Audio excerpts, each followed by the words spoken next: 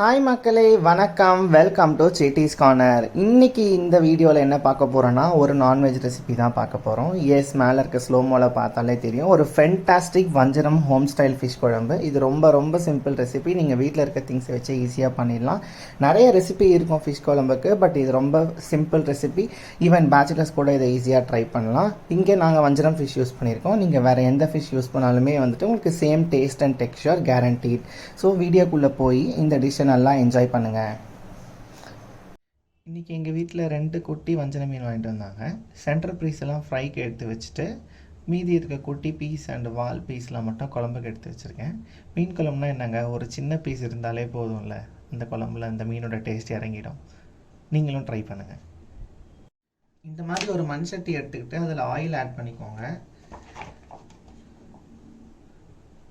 மீன் குழம்புக்கெல்லாம் கொஞ்சம் ஆயில் நிறைய இருந்தால் தான் நல்லாயிருக்கும். அதனால் நான் ஆயில் கொஞ்சம் நிறைய ஆட் பண்ணிக்கிறேன். ஆயில் சூடாகட்டும்.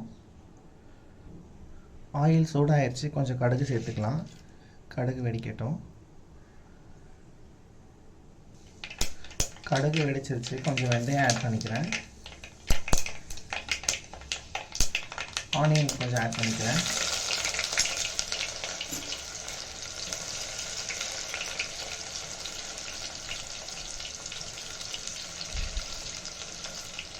கருவேப்பிலை ஆட் பண்ணிக்கலாம்.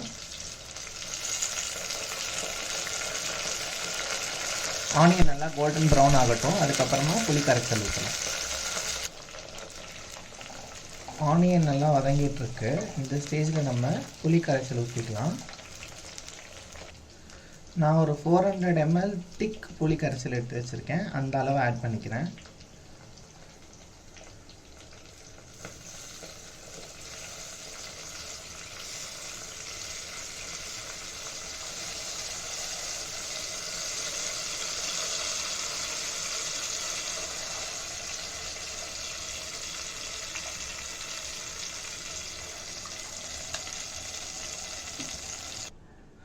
நாலு டேபிள் ஸ்பூன் மிளகாத்தூள் ஆட் பண்ணிக்கலாம்.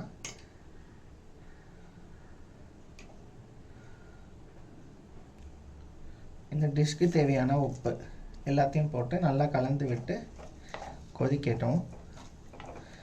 கொதித்து நல்லா குழம்பு பதம் வந்த உடனே மீன் ஆட் பண்ணலாம். இப்போ குழம்பு நல்லா கொதிச்சிருச்சு. ஆயிலெலாம் இங்கே சைடில் வந்துருக்கு பார்ப்பீங்க. ஸோ இந்த ஸ்டேஜில் நம்ம மீனை ஆட் பண்ணிடலாம். மீனை ஆட் பண்ணி ரொம்ப கிளறக்கூடாது. ஜஸ்ட்டு ஆட் பண்ண உடனே ஒரு கிளறி விட்டுருங்க. இதுக்கப்புறமா கரெக்டாக 2 to 5 minutesக்குள்ளே நம்ம ஸ்டவ்வை ஆஃப் பண்ணிடணும். நம்ம இதில் கொத்தமல்லி தழை போட்டு இறக்கிடலாம்.